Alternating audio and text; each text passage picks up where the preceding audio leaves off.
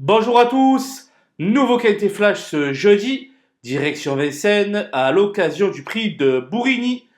16 chevaux âgés de 4 et 5 ans vont s'affronter dans cette course européenne disputée sur les 2100 mètres de la grande piste, départ donné à l'aide de l'autostart, une épreuve dans laquelle les étrangers en nombre important devraient se tailler la part du lion.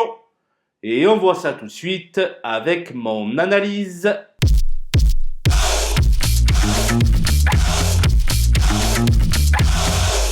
Les bases avec le 10 Destiny di Poggio qui vient de se classer quatrième de l'important prix Marcel Laurent. Très performante sur ce parcours, c'est assurément la jument à battre.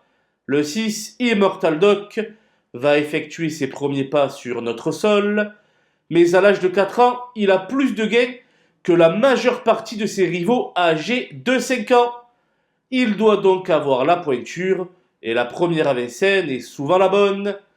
Le 15, Heartbeat Thunder, avait effectué de bons premiers pas français en se classant quatrième derrière Destiny di Poggio à la fin du mois d'octobre.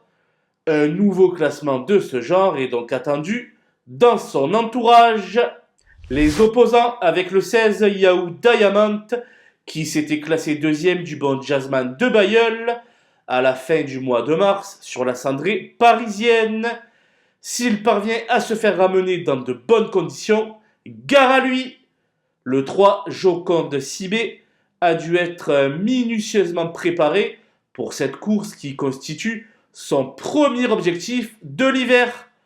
Bien garé derrière la voiture, c'est sans doute la meilleure chance des tricolores. Le 2, jolie surprise, avait encore besoin d'un parcours en dernier lieu. Annoncée de nouveau déférée des 4 pieds, elle va défendre chèrement ses chances. Le 11, Jigsaw Puzzle, est dénué de marge, mais la vitesse, c'est son sport. Il est à suivre pour une place en bout de combinaison.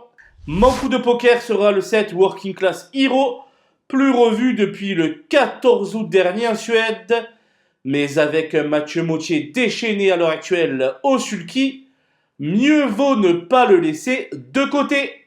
Les outsiders avec le 12 Dayak, qui a obtenu ses 3 succès en compagnie de François Lagadec.